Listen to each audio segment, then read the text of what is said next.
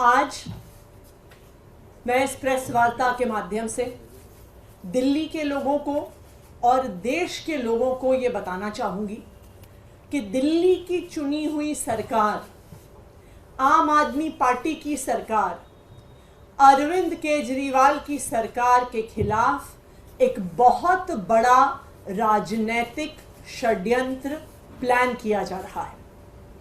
हमें विश्वसनीय सूत्रों से पता चला है कि आने वाले कुछ दिनों में केंद्र सरकार, भारतीय जनता पार्टी शासित केंद्र सरकार दिल्ली में राष्ट्रपति शासन लगाने वाली है। इसके कई संकेत पिछले कुछ दिनों से दिख रहे हैं। हम पिछले कई दिनों से देख रहे हैं कि दिल्ली में किसी भी अफसर की पोस्टिंग नहीं हो रही है।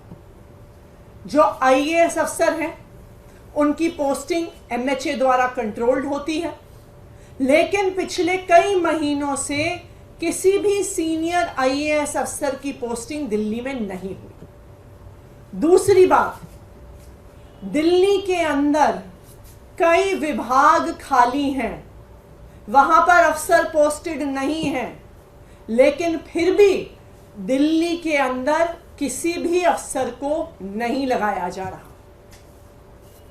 तीसरी बात, एलजी साहब पिछले एक हफ्ते से एमएचए को बार बार बिना किसी कारण के दिल्ली सरकार को लेके चिट्ठियां लिख रहे हैं। कहते हैं कि मंत्रीगण मीटिंग में नहीं आते, कहते हैं कि मुझे चर्चा करनी है, मैंने मीटिंग पे बुला रहा हूं, ये मीटिंग में नहीं आ रहे हैं। ये वही एलजी साहब हैं जो कोर्ट में खड़े होके कहते हैं कि जी ये ट्रांसफर्ड सब्जेक्ट है, मेरा इससे कोई लेना देना नहीं है।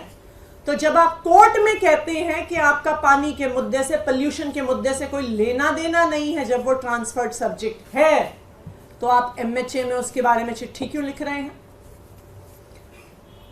चौथा, दिल्ली सरकार के अफसरों ने मॉडल कोड ऑफ कंडक्ट का बहाना बनाकर किसी भी मीटिंग में आना बंद कर दिया है, चाहे वो कितने ही इंपॉर्टेंट मुद्दे पर हो।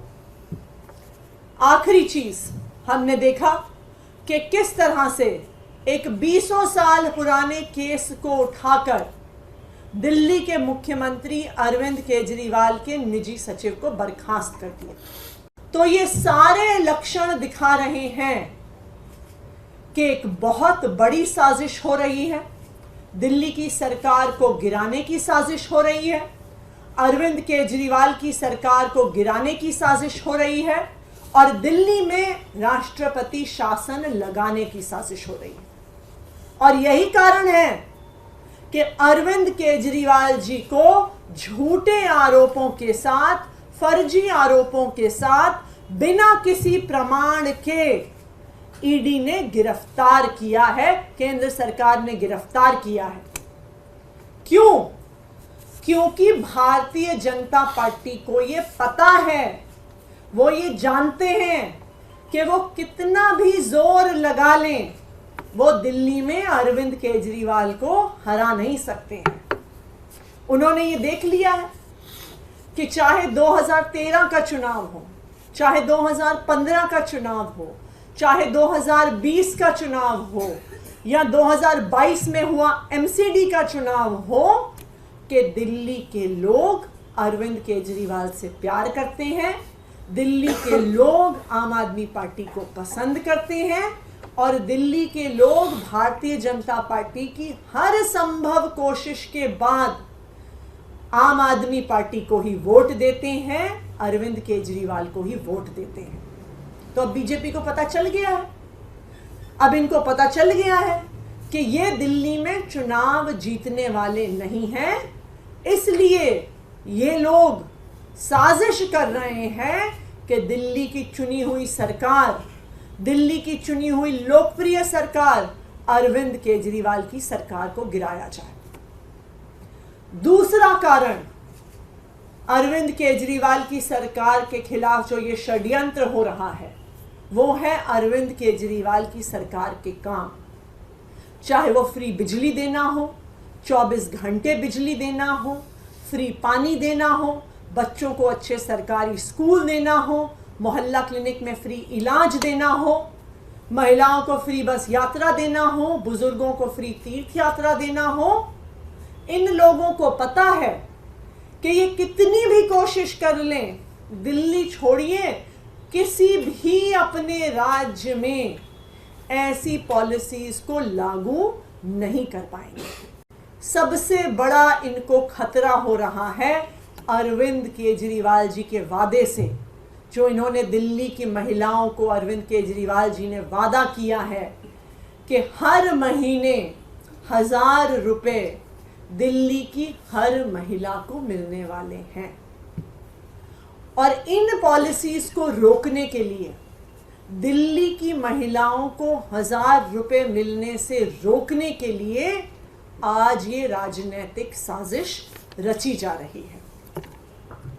लेकिन मैं भारतीय जनता पार्टी को चेतावनी दे दूं कि दिल्ली में राष्ट्रपति शासन लगाना गैर कानूनी होगा, गैर संवैधानिक होगा और दिल्ली की जनता के जनादेश के खिलाफ होगा। दिल्ली की जनता ने अरविंद केजरीवाल जी को, आम आदमी पार्टी को एक स्पष्ट जनादेश दिया है।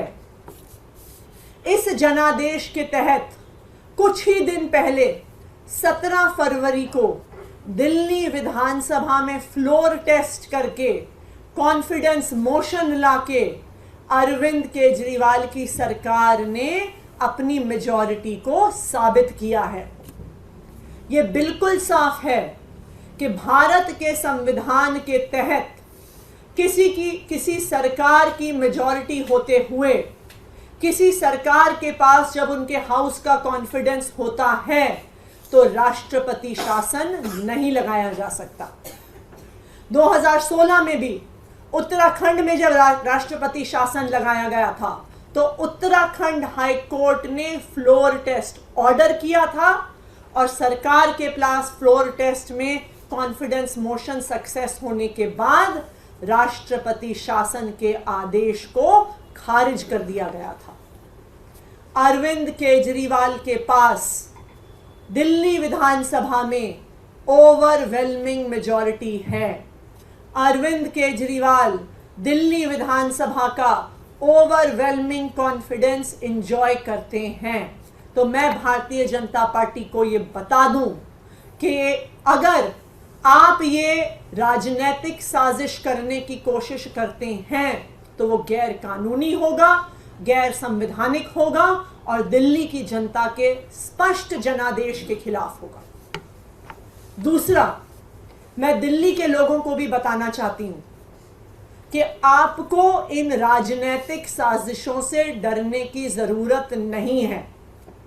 जब तक अरविंद केजरीवाल जी दिल्ली के बेटे के तौर पे खड़े हैं, चाहे वो जेल के अंदर हो, चाहे वो जेल के बाहर हो, वो दिल्ली वालों के हक की लड़ाई लड़ते रहेंगे।